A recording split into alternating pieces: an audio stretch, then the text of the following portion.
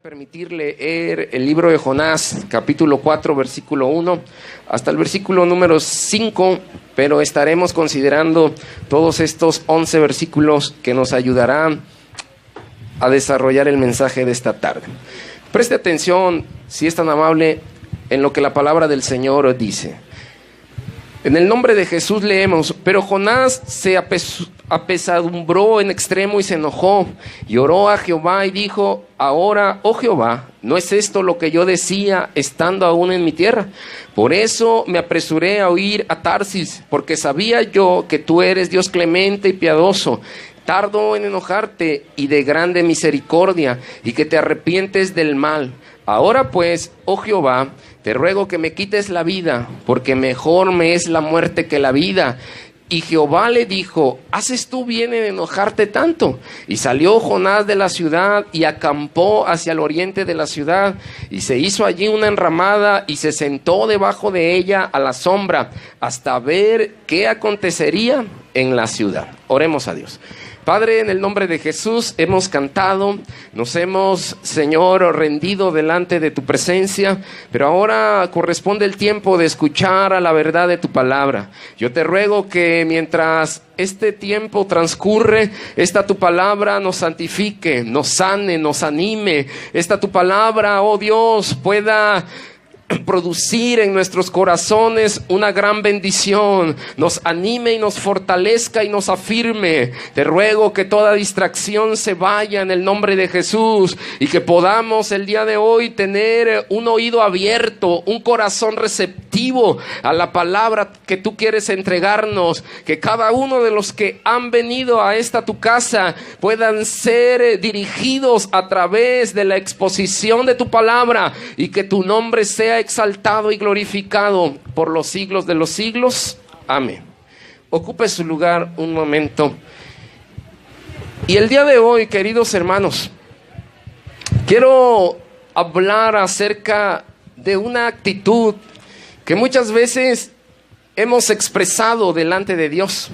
¿Será posible que el ser humano pueda contender con otras personas? Y a menudo esto es así. Las personas se enojan entre sí, y en cualquier círculo en el que existen relaciones humanas de persona a persona, vamos a encontrar a diferentes caracteres, diferentes maneras de pensar y de expresar sus sentimientos. Cuando vemos dentro del campo laboral, educativo, familiar, o incluso dentro de la misma iglesia, vemos que las personas se pueden enojar por distintos motivos. La iglesia, aún siendo el cuerpo de Cristo, no tiene esa excepción de permanecer en una armonía perpetua. Encontramos que Dios hace prohibiciones y advertencias a lo largo de la Biblia. En realidad, Dios no prohíbe que el hombre se enoje. Seguramente usted se ha enojado por diferentes razones, y la Biblia solamente nos da una advertencia. El apóstol Pablo escribe en la carta a los Efesios, capítulo 4, versos 26, que podemos airarnos, pero no debemos pecar. En una versión diferente de la Biblia, la nueva traducción, la Biblia de traducción del lenguaje actual dice: si se enojan, no permitan que esto les haga pecar. Dios nos ha diseñado de una manera perfecta. El ser humano puede enojarse por las razones que sean. Sin embargo, la advertencia de Dios es muy clara al decir que debemos tener cuidado, porque el enojo puede producir un pecado en nuestra vida. Y Dios, queridos hermanos, detesta el pecado. A Dios no le agrada el pecado, sea este de la naturaleza o de la forma que se presente. Pero es posible que alguien se pueda enojar con Dios. Es natural que los seres humanos se disgusten entre sí. Seguramente hay quienes aún llegando a esta reunión se molestaron. El día de ayer probablemente te molestaste con alguien, y hoy estás en la casa del Señor. Pero ¿cuál es la razón? ¿Cuál es la causa? ¿Cuál es el motivo por el cual las personas se enojan con Dios? Y siendo un poco más directo, ¿alguna vez usted se ha enojado con Dios? La historia de Jonás nos dice que sí es posible. Hemos también observado la historia de muchas personas que se han enojado con Dios. Quiero contarles el caso de un hombre que cuando vino aquella gran destrucción en Acapulco, un desastre natural, vino un huracán llamado Paulina y se llevó, hermanos, casas, edificios y cobró la vida de muchas personas. Hubo cristianos y no cristianos quienes se levantaron abiertamente en contra de Dios. Comenzaron a reclamarle a Dios de por qué, siendo Él un Dios tan bueno, permitía que una catástrofe como esta viniera a la ciudad. Debemos pensar entonces en la posibilidad de cuando somos tentados a enojarnos con Dios. ¿Por qué razón el enojo se hace presente en la vida y en el corazón del cristiano? El enojo no es más que un sentimiento que altera el ánimo, las emociones del hombre. El enojo comienza a generar una sed de venganza que el ser humano busca. ¿Cómo saciar la sed de venganza por el enojo que hay en su corazón? Seguramente, y me atreveré a decirlo, tú te has enojado alguna vez con algún familiar, con alguna persona cercana a tu círculo de vida. ¿Por qué te has enojado con él o con ella? Simplemente porque Dios sembró emociones en nuestra vida. Pero las emociones que no se controlan de acuerdo a la voluntad de Dios nos hacen muchísimo daño porque nos comienzan a intoxicar. Hay emociones tan tóxicas que nos pueden llevar a tomar decisiones equivocadas en la vida. Alguien, y quiero preguntarlo también, ¿alguna vez se ha decepcionado de Dios? ¿Alguna vez se ha sentido frustrado por lo que le han dicho que Dios haría en su vida y no sucedió como la expectativa que su corazón se generó? Y tal vez fue una expectativa tan alta que usted salió frustrado, decepcionado y enojado con Dios. ¿Habrá en esta reunión algún hermano o alguna hermana que en algún momento ha discutido abiertamente con Dios y ha manifestado argumentos y razones que desde su punto de vista son válidos para que Dios pueda obrar de acuerdo a la expectativa de su corazón? La Biblia nos señala abiertamente en este texto bíblico que Dios, hermanos, frente al disgusto humano, manifiesta y manifestará siempre un carácter modelo. ¿Qué despertó el enojo en el corazón de Jonás? Y voy a hablar básicamente de 3 puntos importantes. Primero, la razón por la cual Jonás se enojó puede bien parecer una razón válida, pero mire, la Biblia nos dice que Jonás se enojó porque Dios mostró misericordia a favor del pueblo de Nínive.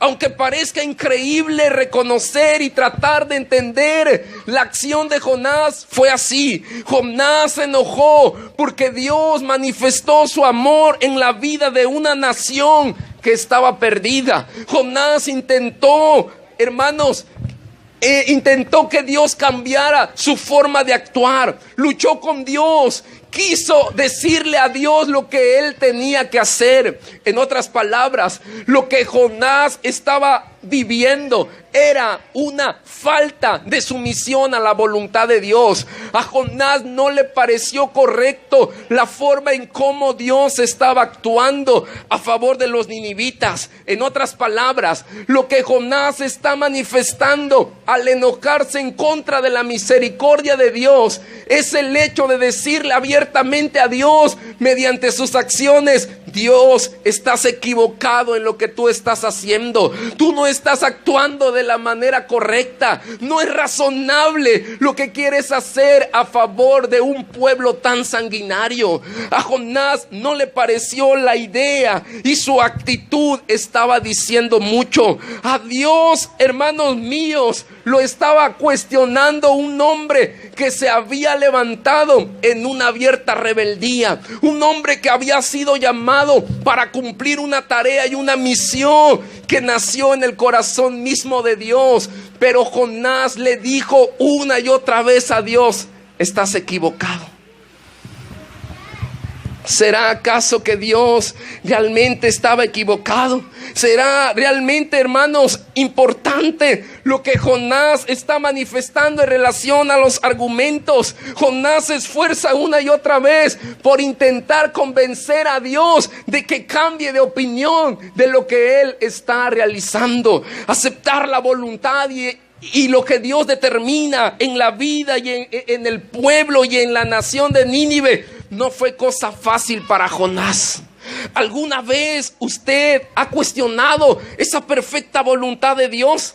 Permítame comentarle algo. Cuando recibí el llamado de Dios al pastorado, realmente cuestioné ese llamado y le dije a Dios: llámame a servirte de lo que tú quieras, pero no me llames a servirte como pastor. A menudo el hombre, incluso el cristiano, hermanos, devoto, el hombre que abiertamente adora y se postra delante de la presencia de Dios, no está de acuerdo con las resoluciones y las decisiones que Dios toma.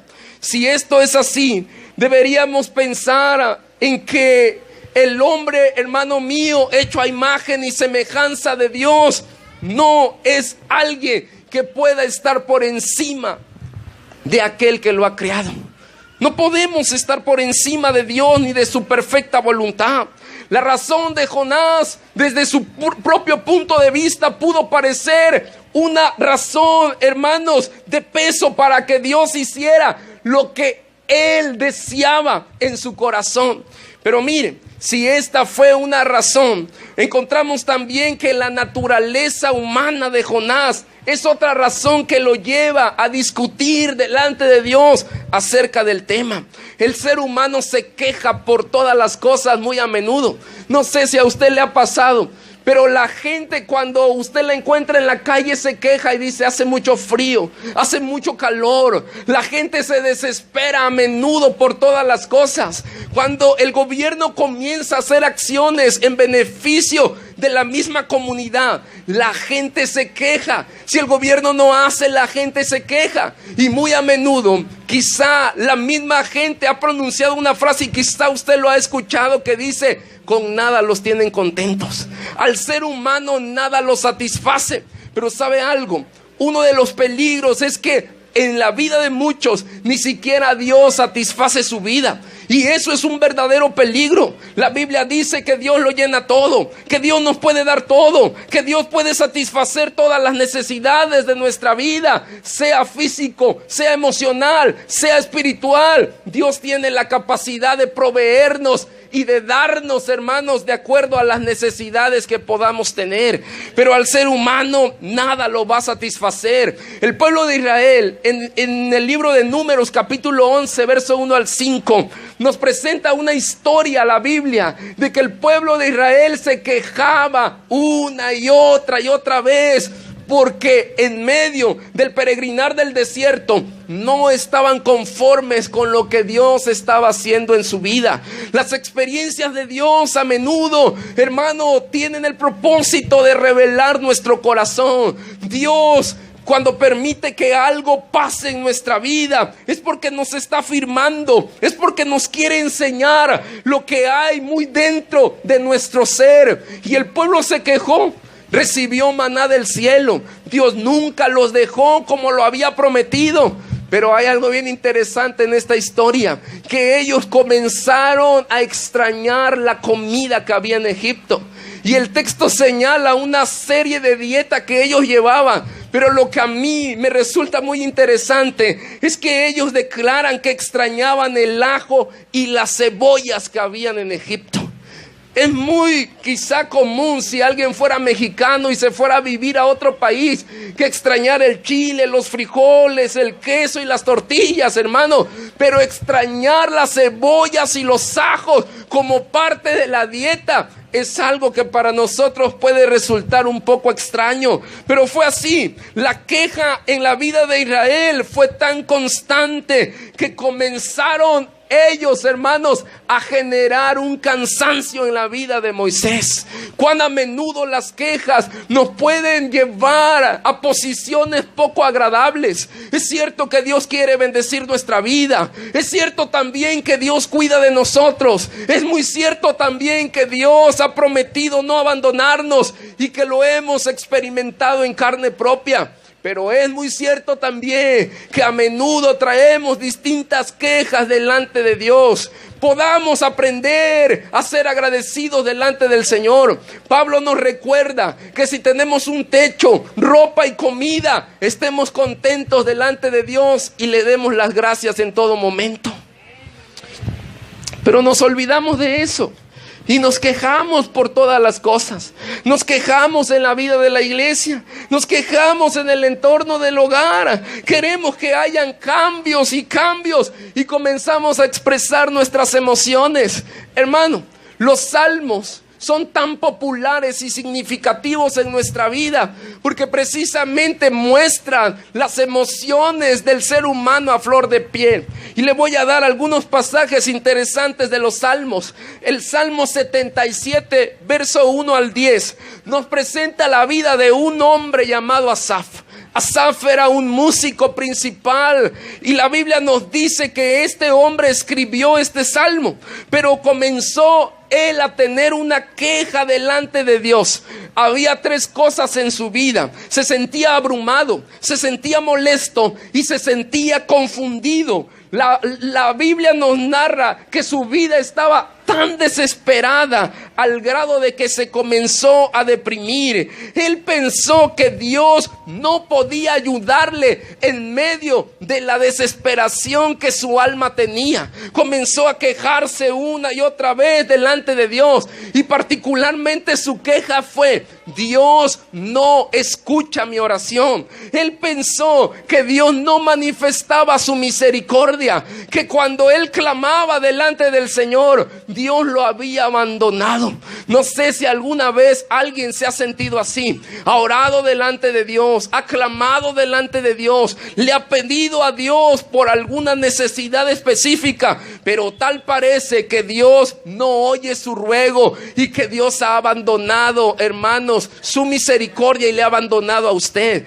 La Biblia nos habla en el Salmo 88:1, verso 3, la vida de otro salmista, quien está siendo oprimido con cosas verdaderamente terroríficas, y él comienza a hablar y a decirle a Dios que haga descender su ira sobre aquellos que han hecho lo malo en su vida. El Salmo 109, verso 1 al 20 nos habla también acerca de un corazón cargado de ira, y quien comienza a pedirle a Dios, escuche, que traiga un juicio sobre aquellos que han hecho lo malo. Él comienza a sentir una tremenda necesidad en su vida y comienza a pedirle a Dios, fíjese, a través de la oración en el verso 4, que sea Dios quien comience a obrar sobre aquellos que le han traicionado. ¿Alguna vez alguien ha sido traicionado? Levánteme su mano. Sea en el amor, sea en el liderazgo de la iglesia, sea en su vida familiar. ¿Se ha sentido traicionado alguna vez por alguien? Cuando ese sentimiento nace en el corazón del hombre, lo que a menudo buscamos es satisfacer nuestro deseo. ¿Y sabe qué es lo que queremos? Que la persona sienta en carne propia lo que ellos nos han hecho sentir a nosotros.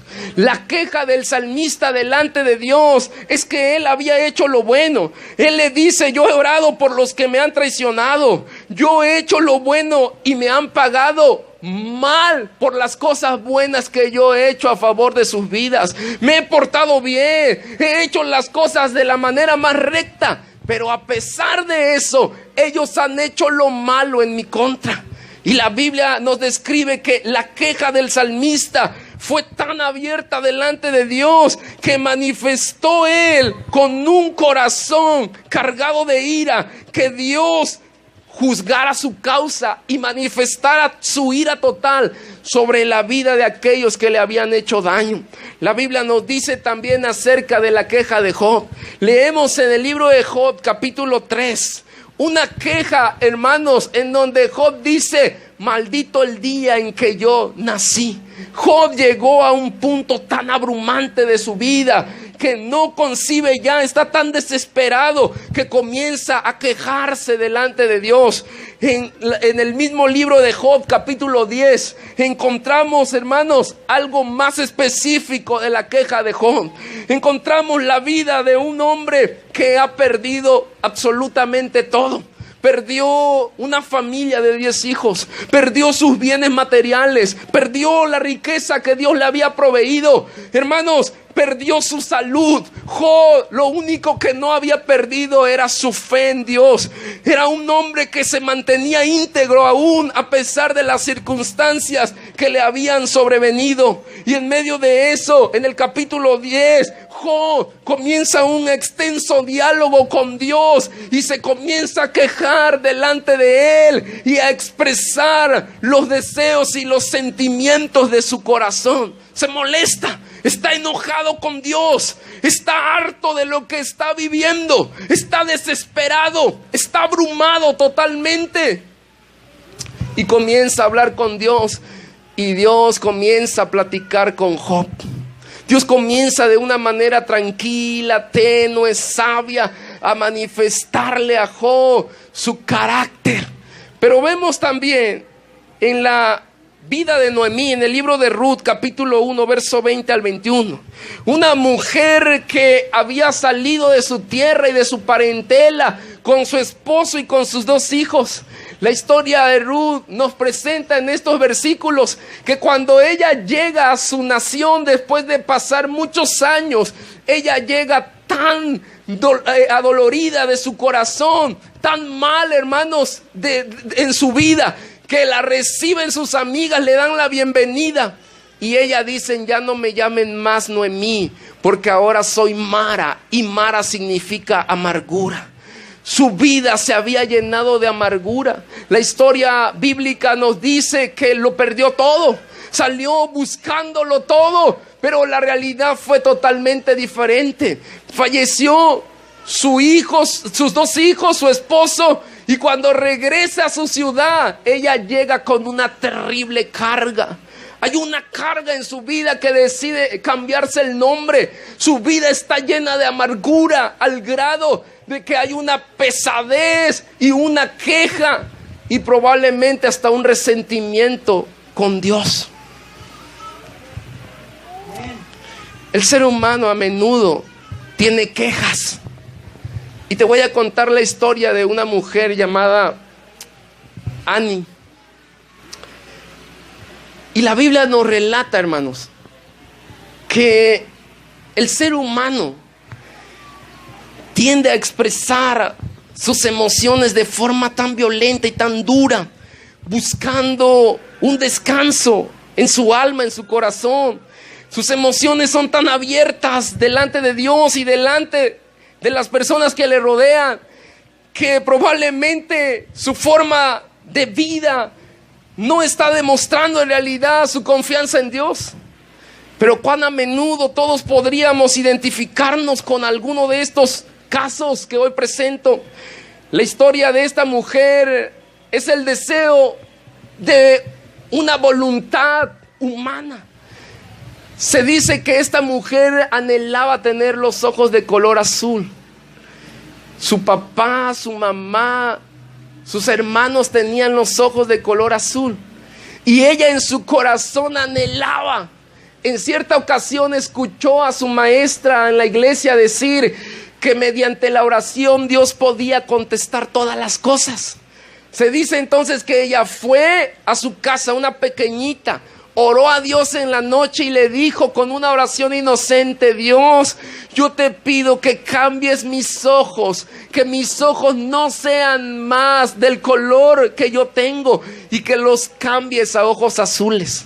Por la mañana se levantó, fue al espejo y se miró al espejo y sus ojos no eran ojos azules. Dios no lo había hecho. Su corazón se llenó de tristeza, porque Dios no había cumplido lo que ella había anhelado, y la voluntad de Dios fue un no. Dios no le había entregado la oración y el deseo de su corazón. Al pasar del tiempo, cuando ella creció, cuando ella fue adulta, ella fue invitada a una conferencia misionera y Dios le llamó para el trabajo misionero. La historia de esta mujer nos dice que Dios la lleva a una nación diferente, y ahí ella comienza con un trabajo. ¿Sabe cuál era? Comenzó a rescatar niños de las garras de la muerte. Los niños eran vendidos en mercados, y ahí los niños que eran vendidos eran llevados para un sacrificio humano en los templos. Entonces ella se disfrazaba, ella entraba desapercibida a aquellos lugares. Dios la había comisionado con esa tarea. Ella compraba a los niños y no solo les rescataba de la muerte física, sino que también los enseñaba en la palabra de Dios. En cierta ocasión, una amiga de ella, al mirarla así disfrazada, le dijo: oye, qué bien te ves, tienes todo el atuendo, y si a ti te vieran, realmente cualquiera diría que tú eres de esta ciudad. Y le dice a su amiga: qué bueno que tus ojos no son azules como los de tu mamá, tu papá y de tus hermanos. Y ella entendió que Dios no había permitido que sus ojos fueran azules, porque Dios ya tenía un propósito determinado para su vida. Cuán a menudo la realidad que vivimos nos lleva a quejarnos y a no aceptar la voluntad de Dios en nuestra vida. Cuán a menudo decimos: Señor, yo quiero, pero no entendemos quizá ahora que Dios tiene un plan más alto que el día de hoy no estamos visualizando para nuestra propia vida. Pero no solo fue la queja de Jonás fomentada por razones. Encontramos que hubo reacciones que lo violentaron, reacciones que lo hicieron. Vea el versículo 5 de Jonás. Prácticamente lo que vemos ahí es lo que sus hijos adolescentes le han hecho en algún momento de su vida. Jonás dejó a Dios hablando y se fue. Comenzó a levantar una enramada y comenzó a esperar a lo que Dios haría sobre la ciudad de Nínive. La reacción del enojo de Jonás la podemos trazar en lo que quiero comentarles a continuación. Jonás oró enojado delante de Dios. Cuán importantes son las actitudes que manifestamos en la oración delante del Señor, hermanos. No podemos llegar delante de Él enojados, molestos, porque Dios no ha hecho lo que en nuestro deseo y en nuestra voluntad hemos anhelado. Jonás oró con una actitud equivocada, pero oró algo bíblico. Lo que Jonás ora al decirle que Dios es un Dios clemente y misericordioso, un Dios que hace cosas buenas, es un texto que encontramos en Éxodo 34:6, cuando él resalta la misericordia y resalta el hecho de que Dios es un Dios que se compadece de todos. Es un hombre que estaba citando la Escritura, sabía muy bien de lo que él estaba hablando y sabía muy bien lo que la ley enseñaba.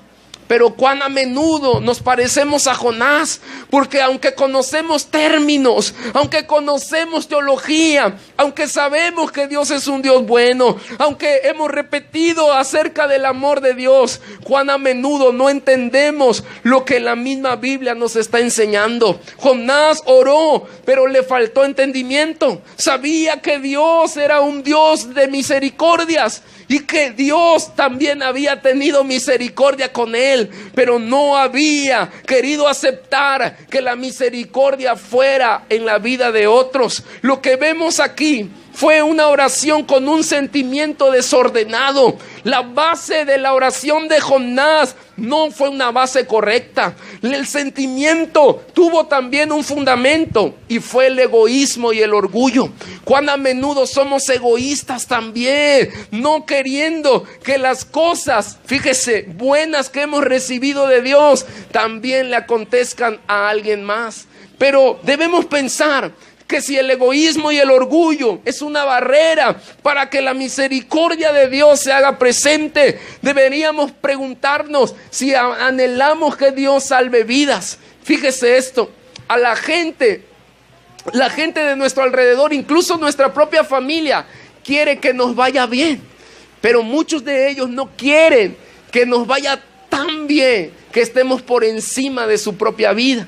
Quieren y anhelan que cosas buenas nos acontezcan, pero más anhelan que las cosas buenas sean para ellos. A la gente le gusta que a ti te vaya bien, pero no le gusta a la gente que tú estés más bien que ellos.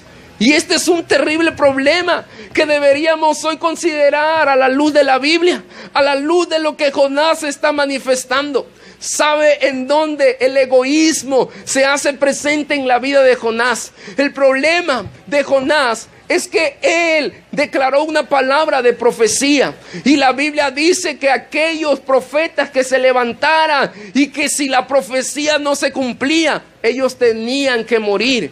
Jonás dijo: vendrá destrucción sobre Nínive, pero Dios dijo algo totalmente diferente. Jonás fue un hombre malhumorado, fue un hombre que habló de acuerdo a sus emociones, fue un hombre que comenzó a hacer, hermanos, lo que su propia emoción le estaba dictando. Algo así como un cristiano almático, un cristiano que se deja dominar por las emociones y no le da lugar al espíritu. Algo así como una persona que le da lugar a sus emociones, pero no permite que sea el Espíritu de Dios quien trace y quien gobierne en la vida suya.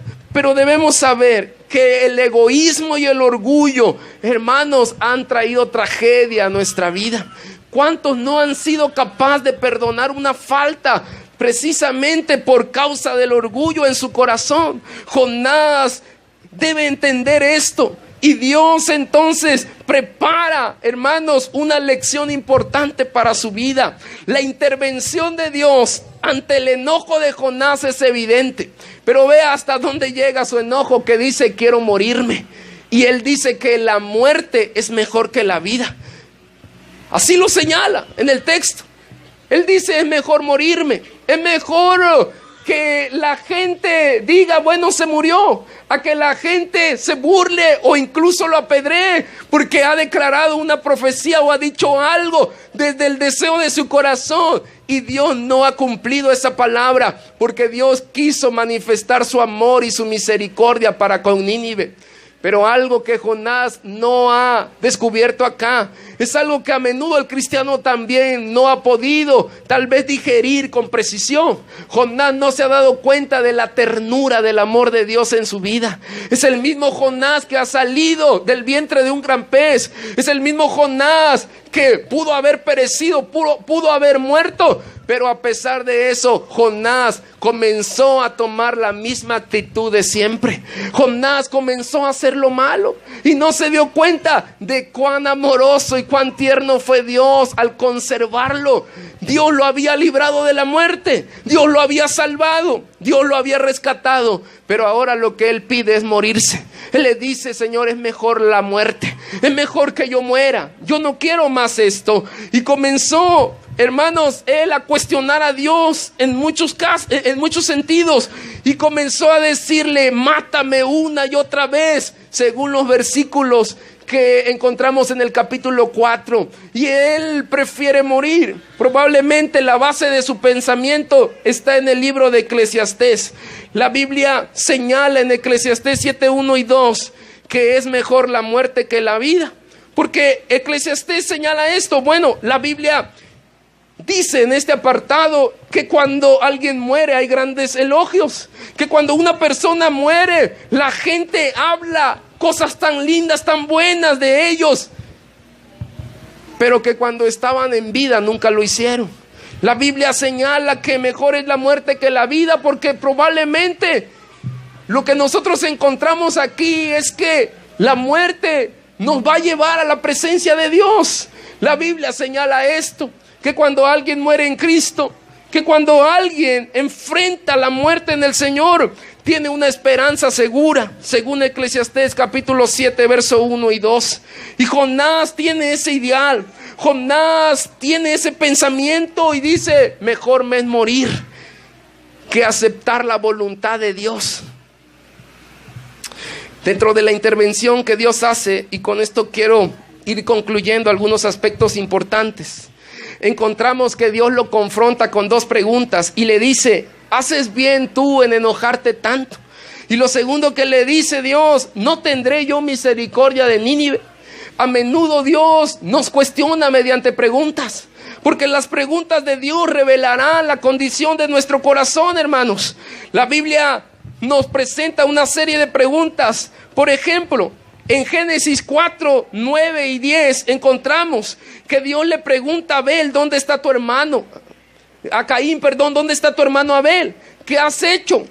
Podemos ver también en Mateo 16, 15 que Jesús le pregunta a sus discípulos: ¿quién dices que soy yo?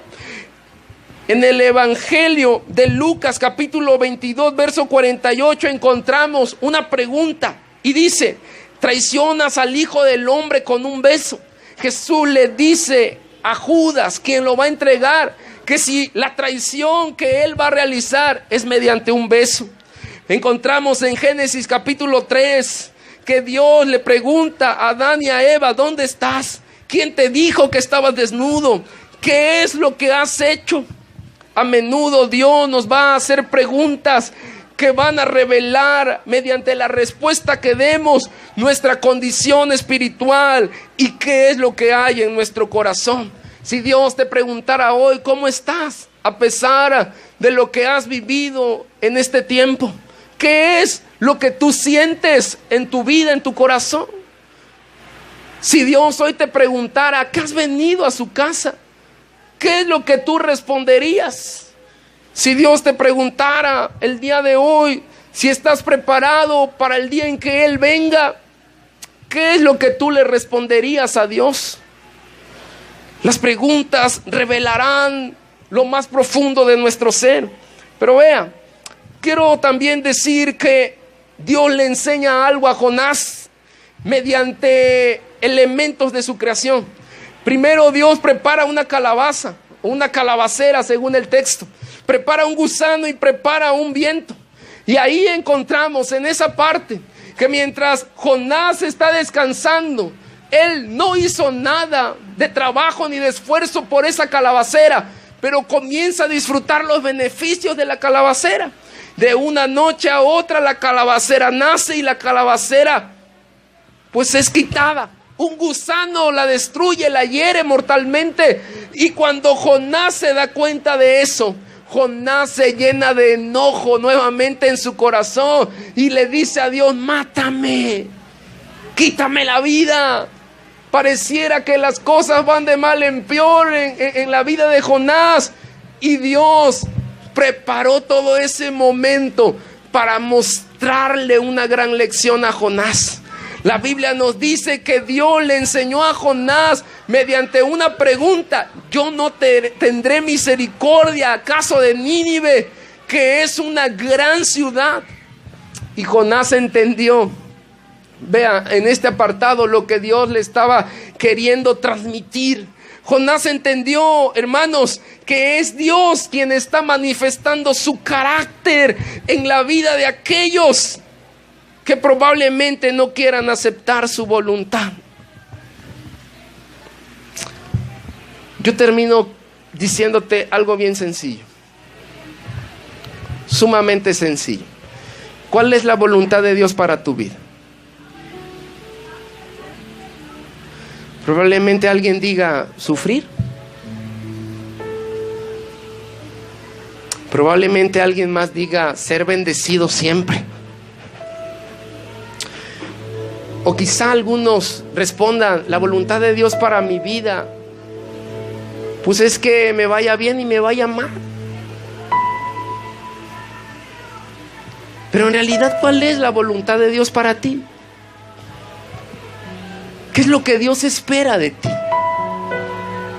¿Y qué es lo que tú esperas de Dios? Jonás no comprendió de forma inmediata que el carácter amoroso de Dios se va a manifestar en la vida de los que Él quiera. Y tampoco quiso aceptar de manera inmediata que las cosas se hicieran como Dios quería que se hicieran. Iglesia amada, ¿cuán a menudo nos cuesta aceptar que las cosas se hagan a la manera de Dios? Probablemente hoy tú, mientras estás sentado aquí, estás luchando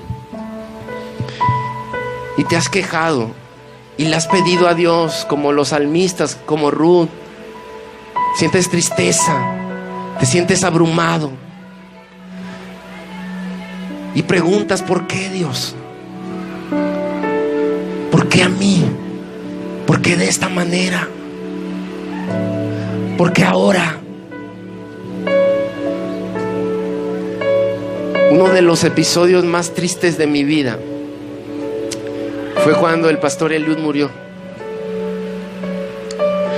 Y cuando Dios decide llevarse al hombre que me mentoreó y quien me recibió cuando nadie más lo hizo, y de buenas a primeras le declaran una leucemia, un cáncer, y en menos de un año la vida se le fue. Cuando yo estaba en Guanajuato en un congreso de jóvenes, me llaman y me dicen: el pastor murió. Y yo había hablado con mi esposa, en ese entonces éramos novios, y habíamos ido a un congreso nacional, y yo dije: después de este congreso yo voy a Acapulco y yo lo voy a ver. Pasando este congreso viajo de Iguala a Guanajuato, y de Guanajuato viajo a Acapulco y yo lo voy a ver allá. Pero cuando a mí me hablan y me dicen 13 de julio se murió, 2012, yo entré en shock. Es el momento más difícil en mi vida, porque para mí él fue también una figura paternal. Y yo dije: Señor, ¿por qué él? Hay tanta gente que está haciendo lo malo, ¿por qué él? Y viajamos de Guanajuato a Acapulco, y fue el viaje más largo de mi vida, poco más de 12 horas, el viaje más terrible que yo recuerde.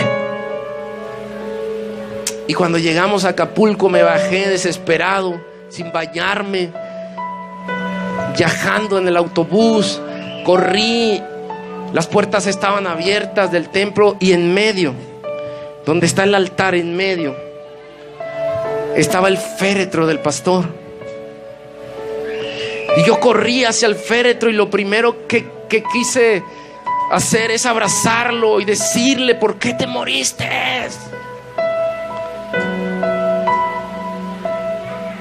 Y lo que yo vi fue una sonrisa en su rostro. Y yo le grité a Dios y le dije: ¿por qué? ¿Por qué él? Si hemos visto tantos milagros, yo lo he visto, yo he estado ahí, ¿por qué te lo llevaste? Y lo más doloroso no fue ese día, lo más doloroso fue lo que se vino después. Me ausenté de la iglesia más de una semana y me empecé a deprimir. Me empecé a llenar de depresión. Y así como los salmistas, empecé a decirle tantas y tantas cosas a Dios. Y me sentí abrumado, me sentí cansado, me sentí sin ganas de pararme frente a la iglesia y predicar.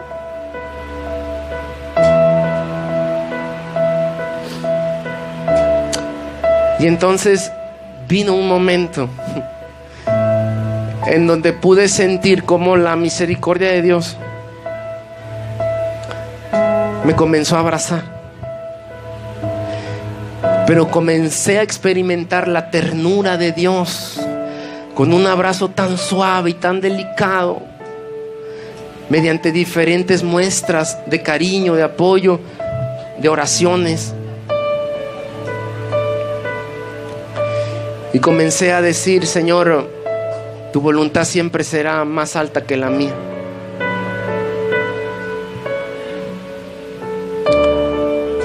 Hoy probablemente estemos luchando con aceptar la voluntad de Dios en nuestra vida, pero Dios siempre hará las cosas mejor que nosotros. Solo dile: abrázame y no me sueltes. Cierra tus ojos un momento.